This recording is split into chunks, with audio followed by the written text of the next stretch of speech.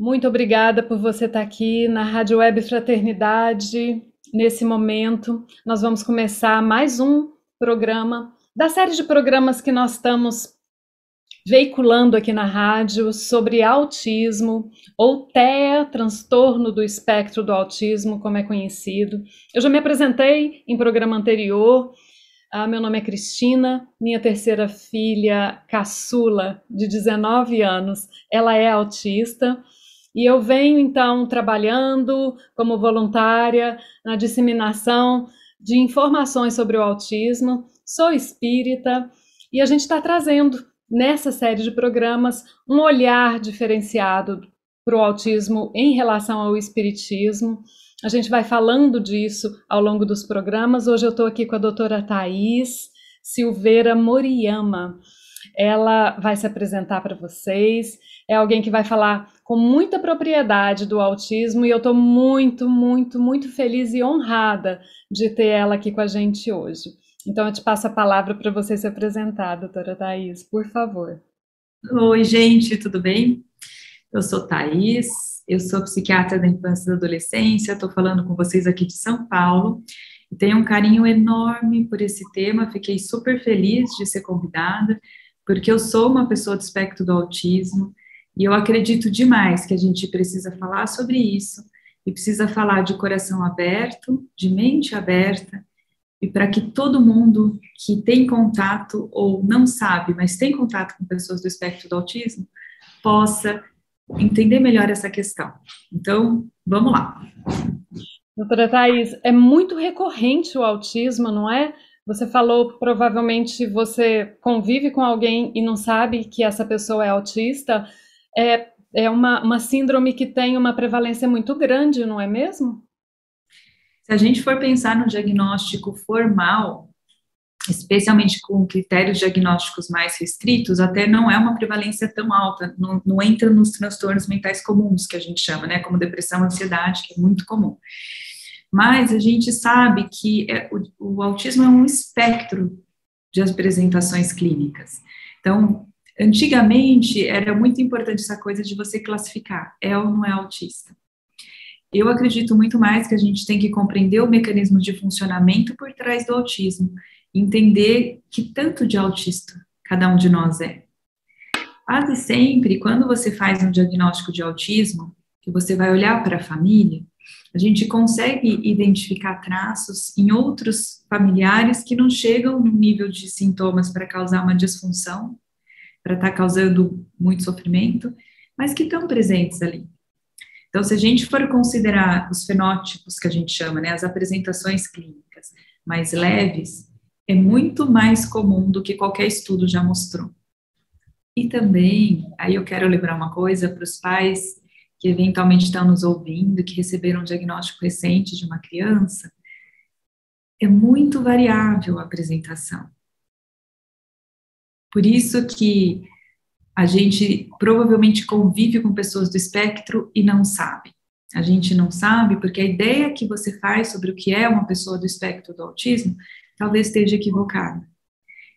E está equivocada por quê? Porque acaba acontecendo que as pessoas que você sabe que são autistas, normalmente são só os autistas que têm um grau muito importante de sintomas e que, de alguma forma ou de outra, esse sintoma ficou muito aparente para você.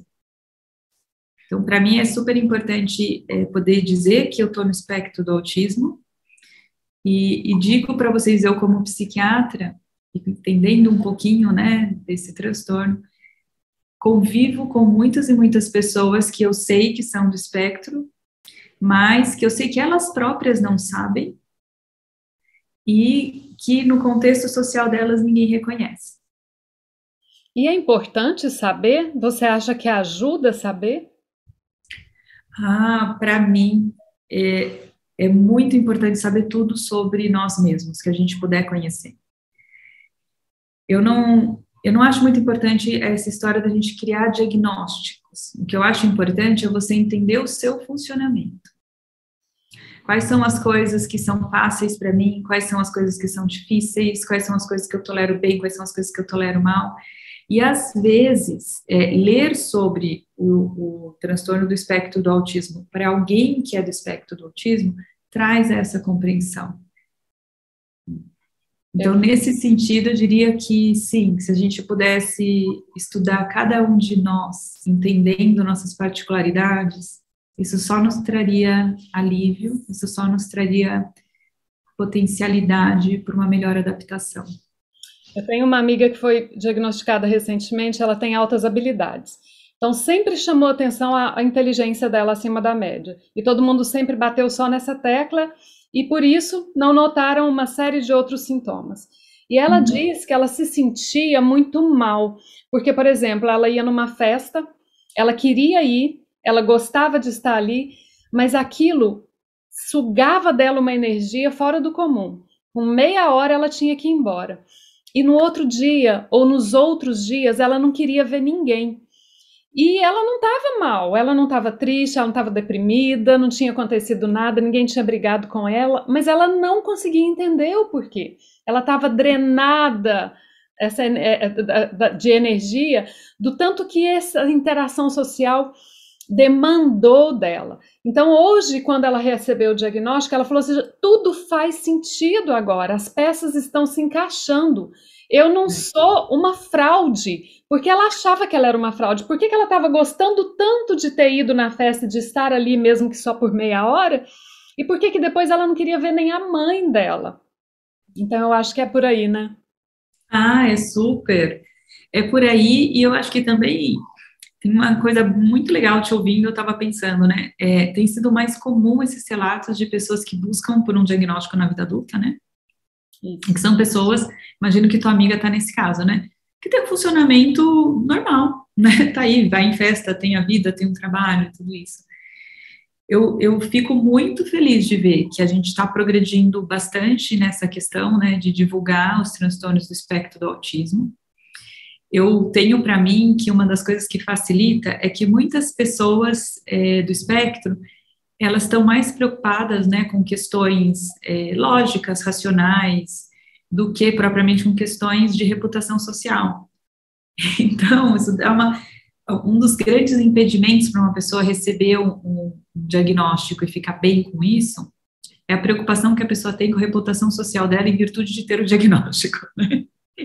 E, felizmente, para quem está no espectro, é uma coisa mais gostosa, porque você pensa bem pouco nisso e vai direto para, então, peraí, o que isso quer dizer? O que eu posso extrair disso, né? Você está levantando um ponto importante que eu acho que a gente pode até ampliar um pouquinho para quem convive com um autista, seja, né, adulto ou criança, na evangelização ou no salão de palestra ou no congresso espírita, e quer entender um pouco mais, porque ao mesmo tempo que essa característica de não se importar tanto com a aprovação social, não vou dizer se importar, vamos dizer, mediar a minha ação pelo quanto eu vou agradar ou não.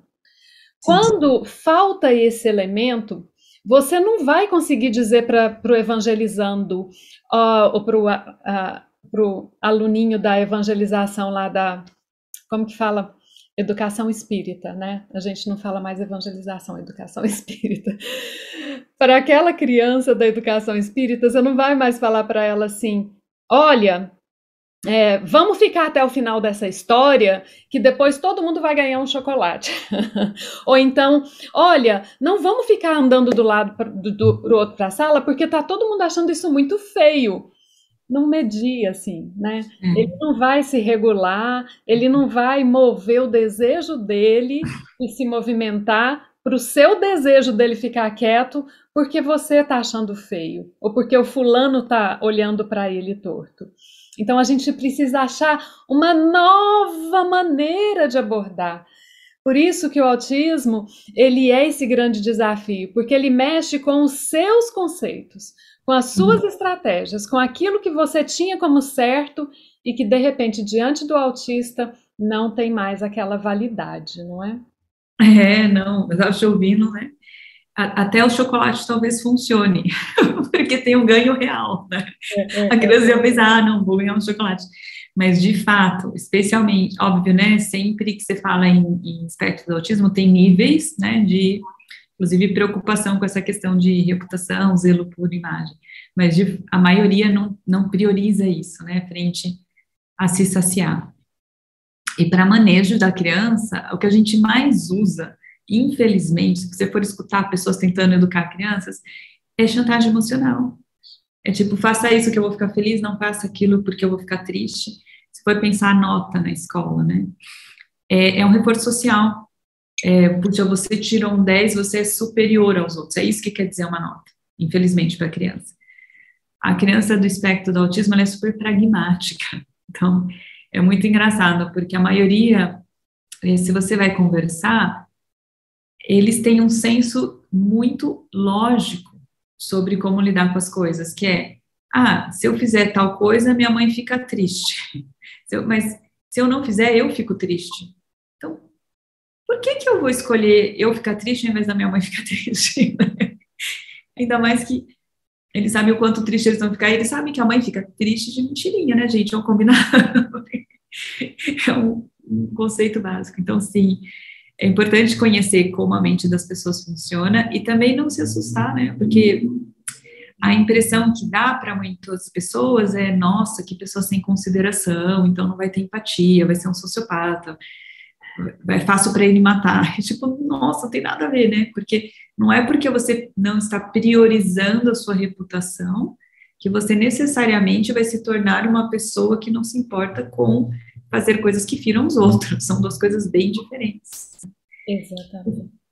Existe um mau entendimento dessa teoria do sistema, né, empático e como ele se desenvolve, e esse atraso que existe nesse amadurecimento desse sistema de empatia no autismo, e também o quanto ele funciona diferente, e que não significa em nenhum momento que o autista não tem empatia, só significa que existe um jeito diferente em que essa empatia se manifesta. Mas a minha filha, por exemplo, ela pode ouvir que a tia ficou doente. E assim, na hora que ouviu que a tia ficou doente, ela muda de assunto na hora, parece que não liga, e você vai ler aquele comportamento dizendo ela não ligou. Quando é à noite, quando a gente vai rezar, ela vai rezar para a tia. Ela vai dizer, papai do céu, por favor, abençoa a tia fulana que está doente. Aí quando é no outro dia, ela vai mandar uma mensagem para a prima dizendo assim, como é que tá a tia? É lindo, né? Mas assim, na hora que ela ficou sabendo, na hora que a notícia veio, o comportamento dela mostrava que ela não tinha se tocado. Mas ela se tocou muito mais do que muita gente que aparentemente tem aquela reação mais imediata, né? Essa compreensão de que o autista tem um jeito diferente de funcionar, eu acho que ela é muito válida para o que a gente está pretendendo nessa série de programas. Para as pessoas entenderem que os comportamentos são diferentes e que a gente precisa ler esses comportamentos de forma diferente. Não, você sabe que uma das coisas, né, por exemplo, você está falando da sua filha, né, talvez ela não comunique o sentimento que ela tem de imediato, ela não acha importante, né, de falar, puxa, você me disse isso da tia, eu fiquei tão triste, mamãe. Mas isso não quer dizer que ela não sente. Essa necessidade do compartilhar é muito social. É muito do cérebro social, que é o que o autista não tem tanto. Mas é comum que essas crianças recebam um pouco afeto, porque como elas não comunicam o que sente, as pessoas acham que elas são indiferentes afetivamente. E a gente que acompanha crianças no ambiente de sessão, de consulta, às vezes elas te trazem um monte de tristezas, dores, preocupações que elas não estão levando aos pais, porque os pais não sabem se apropriar das estratégias de comunicação que funcionam com essas crianças.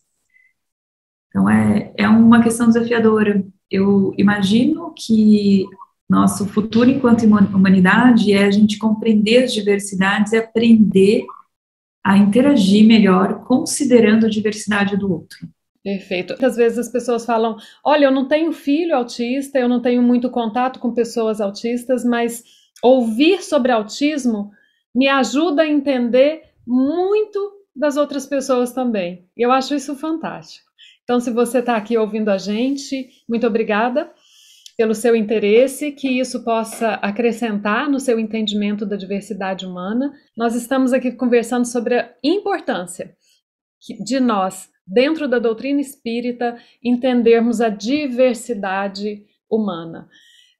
Muito mais do que procurar as causas, querer saber o que aconteceu na outra vida, se a pessoa é um missionário, se ela está fazendo uma expiação de algo que cometeu. A gente não está muito preocupado nesses aspectos, porque a gente acha que a nossa energia pode ser colocada no acolhimento, na inclusão, na compreensão das pessoas, principalmente nesse caso, das pessoas autistas. Então eu vou voltar para a doutora Thais para ela continuar falando para a gente sobre quão diversa pode ser essa mente, quão diferente pode ser esse comportamento, que acaba sendo uma forma de comunicação também, e o que a gente pode fazer para ter esse acolhimento e essa compreensão. Até aproveitando o gancho da Cristina, vou contar uma coisa que me veio à cabeça ouvindo ela. Nós temos mentes muito diversas, né? E não é diferente no espectro do autismo. As pessoas às vezes perguntam, todo autista, por exemplo, é muito apegado à rotina?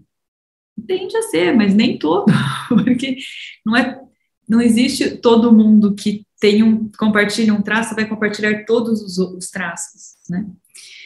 E eu estava lembrando aqui que na minha família é super comum, é uma família de autoprevalência, posso dizer assim, para transtorno espectro do autismo. É claro que nem todos os membros se reconhecem, né? É uma coisa que eu olhando, às vezes eu fico me perguntando, acho que nós temos esse tipo de cérebro, mas por ter todo mundo conviver junto, é mais fácil você entender o perfil das pessoas, né? É mais fácil você chegar e se comunicar de uma forma que é eficiente para aquela pessoa. Mas, às vezes, quando você está com pessoas que têm necessidades muito diferentes das suas, você não sabe como acessar elas, né? Isso vale também, obviamente, para uma pessoa altamente social vamos pensar ao contrário, né? Que numa comunidade de pessoas do espectro do autismo, alguém altamente social venha conviver. Essa pessoa vai sofrer, né? Ela vai estar desadaptada, porque ela vai querer bater papo sobre coisas que às vezes não faz sentido para uma pessoa do espectro do autismo. E por outro lado, se você pega uma pessoa do espectro do autismo e coloca num ambiente altamente social, essa pessoa do espectro do autismo vai sofrer. Então, só lembrar para vocês que em alguns ambientes, a gente tem estudos mostrando que o autismo é a maioria, né? Então, por exemplo, em algumas escolas de tecnologia, em algumas empresas de inovação, quando você vai fazer estudos, de repente você descobre que uma grande proporção está no espectro do autismo. E aí os desadaptados são os outros. Então, acho que sim, que a gente tem que caminhar para essa compreensão de somos diversos, podemos nos entender mesmo assim, e como eu faço para chegar na necessidade do outro, para enxergar a necessidade do outro e para estar atento a ela. Eu lembro que eu participei de uma conferência com o Dr. Stephen Shore, e ele é um autista famoso, assim, ele escreve livros, é conferencista, é pesquisador, e ele é autista e a esposa é autista. E aí perguntaram para ele, você não tem medo de ter um filho no espectro do autismo? Ele falou assim, eu tenho medo de ter um filho neurotípico. A gente chama de neurotípico as pessoas que teve um desenvolvimento que a gente chama típico. A gente evita usar a palavra normal, porque é aquela velha história de perto ninguém é normal, depende do que você chama de normal. Normal é uma norma e essa norma é variável, então a gente chama de típico. E neurotípico é aquela pessoa que seria, então, aquela pessoa que não teve dificuldades significativas durante seu desenvolvimento infantil. Uhum. E ele fala, não, eu tenho medo de ter um filho neurotípico, porque autista eu sei como funciona. Agora o neurotípico, porque nós somos muito mais incoerentes, Nós, entre aspas, porque eu tenho transtorno de déficit de atenção, eu também não estou muito bem dentro do neurotípico, não. Também sou neurodiversa, mas o neurotípico ele é muito mais incoerente. É aquela pessoa que vai falar uma coisa e vai fazer outra, e nem perceber que fez diferente do que falou. E o autista é aquela pessoa que tem muito mais coerência. Aquilo que ele acredita, aquilo que ele. Não é? Você também tem essa impressão? É, uma das características é ter um certo apego, né, a normas, a regras, é se guiar muito por um algoritmo, né, não ter menos flexibilidade.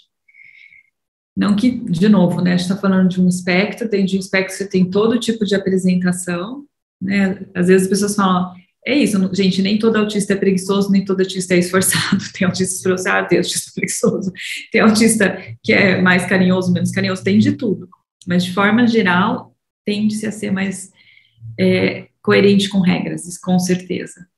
E por outro lado, você sabe, você estava falando sobre o neurotípico, eu posso ter uma visão equivocada, mas eu, como psiquiatra da infância e adolescência, eu acho que só muda o tipo de peculiaridade que cada um tem. Porque você pega uma sala com 30 crianças, vai entrar dentro da história de vida de cada uma, do contexto, das vivências íntimas, das famílias. Você vai ver que cada um tem suas lutas, né? Uma criança sofre porque não está conseguindo aprender matemática, o cérebro dela é um cérebro com dificuldade, às vezes, para o raciocínio lógico, inferencial, não consegue aprender determinadas coisas. Você vê uma outra criança, é uma criança que tem um padrão muito mais visual, cerebral, do que verbal, aí para ela não faz tanto sentido a escola, porque o tempo todo estão falando através de palavras, ensinando através de texto, cobrando resposta através de outros textos pela escrita, e ela tem esse sofrimento, essa desadaptação. Você pega outra criança, ela é uma fóbica social, ela quer falar e tem vergonha, não consegue perguntar para a professora na frente da sala, não consegue ir numa festinha e se sentir confortável, ou seja, gente, são tantas histórias. É verdade. Né? O que é o típico? É. A gente evita muito esses rótulos atualmente, porque a gente sabe que eles não contribuem. E o fato de a gente, na doutrina espírita, tentar rotular uma pessoa é autista porque esse é cego porque furou o olho de alguém na vida passada. A gente percebe que cada rótulo vai carregar um estereótipo, vai carregar uma atitude vinculada, onde você vai se distanciar, onde você vai ter as suas reservas, onde você vai ter as suas crenças e preconceitos ligados a isso. E é isso que a gente quer evitar. Autista é diverso, é diferente, cada um vai se comportar de uma forma diferente, mas é importante a gente saber que é um transtorno também. Porque muita gente fala para mim assim, mas a sua filha nunca foi convidada para dormir na casa das colegas. Ai, mas olha, tem muita criança também que não é. Tudo bem. Só que muita criança também que não é convidada para outras coisas ou consegue ir se organizando. A minha filha vai chegar em casa e vai fazer uma crise onde ela vai gritar por 4 horas. E ela vai transformar isso em um significado tão grande. Isso vai trazer para ela noites mal dormidas, vai trazer para ela um desconforto que é isso que é transtorno, né? Vai transtornar a vida dela, vai chegar num nível que é difícil de segurar. Então não é simples você bater no meu ombro e falar assim, mas toda criança é assim. Toda mãe passa por isso.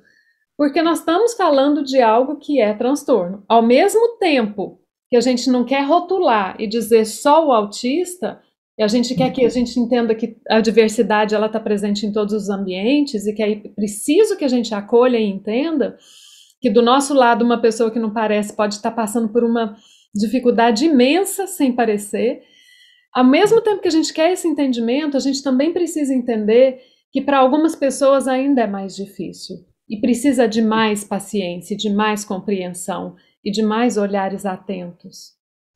Mas sabe, Cristina, eu super, super concordo, né?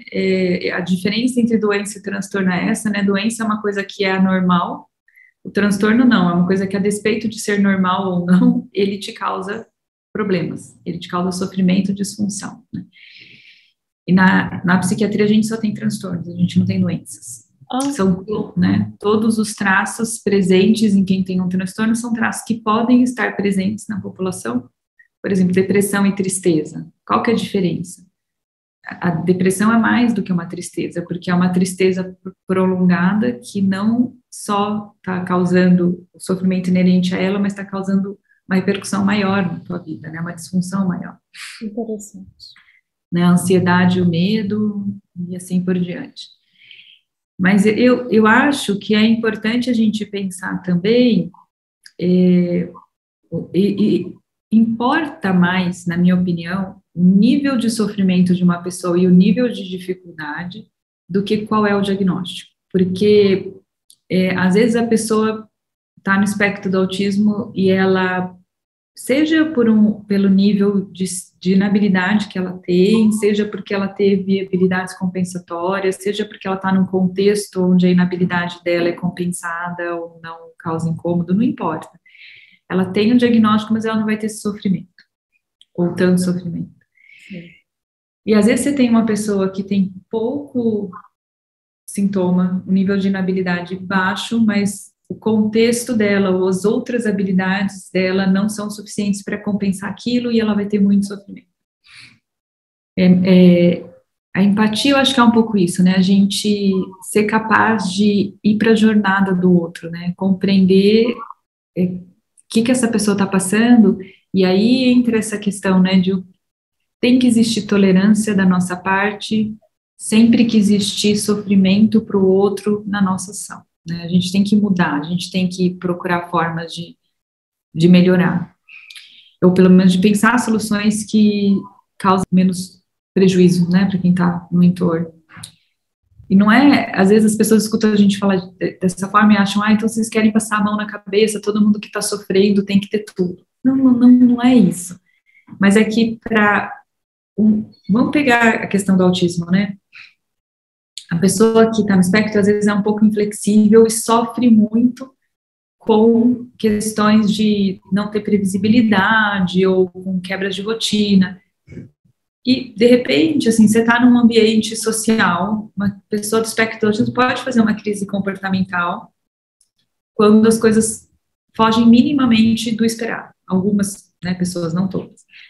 É muito fácil quem está olhando essa crise falar, isso aí é mãe. Pai e mãe não dão educação, onde já se viu. Não, eu acho que não te cabe julgar, né? Te cabe se perguntar, tem alguma coisa que eu posso fazer para ajudar? Não tem. Você pode desenvolver calma interior. Você pode aproveitar esse momento em que algo te perturba para trabalhar a sua regulação emocional. Como que eu fico em paz apesar disso que está acontecendo? Perfeito. Na minha primeira fala de apresentação desses programas, eu até disse que eu já passei por tantas situações onde a minha filha despertou olhares de julgamento e tudo o que eu mais queria era encontrar um olhar de compreensão. E quando aconteceu de as pessoas não sabiam o que fazer, não podia fazer nada, mas elas só me olhavam com um olhar de compreensão, com um olhar de, sabe, eu sei o que você está passando, ou eu estou aqui, o olhar que não é julgador, o olhar que não que não te aponta. Aquilo fazia uma diferença.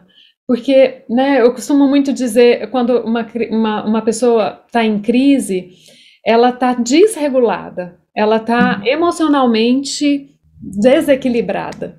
E para fazer a balança funcionar, você precisa trazer o que está faltando. E está faltando calma, paciência, respirar, paz. Então, se eu chegar para ela tão nervosa quanto ela está, eu não vou contribuir. Mas se o ambiente ao redor não está me ajudando, eu, mãe, a me regular, a probabilidade é de que vão ser duas pessoas ansiosas, nervosas, estressadas, pesadas.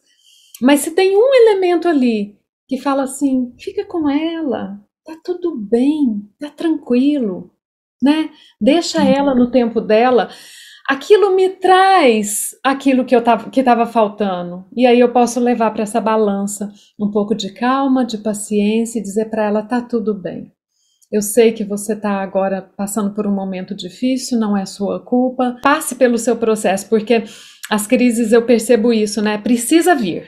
Não adianta eu querer ficar tampando ali aquele vulcão que está querendo eclodir. Não adianta. Ela precisa fazer aquela catarse, aquela descarga emocional. E se eu estou ali compreendendo, ótimo. E é tão difícil quando isso acontece num lugar público. Eu imagino, né, dentro de tantas casas espíritas, recebendo tantos autistas, quantas oportunidades nós temos de contribuir, de ajudar, de amparar, de acolher, de entender. Eu acho que, assim, com essa fala mesmo de acolhimento e de entendimento dentro dos ambientes espíritas, ou dentro das famílias espíritas, ou dentro dos corações espíritas, a gente pode começar a fechar essa nossa conversa. Porque, infelizmente, né, a gente não tem tanto tempo assim. Vou passar para você, então. Só me despedir, agradecer, torcer para que todo mundo que está ouvindo a gente tenha levado uma coisa boa, uma ideia boa, que vocês tenham muitos momentos felizes ainda, dando suporte ou aproveitando a companhia de pessoas do espectro do autismo.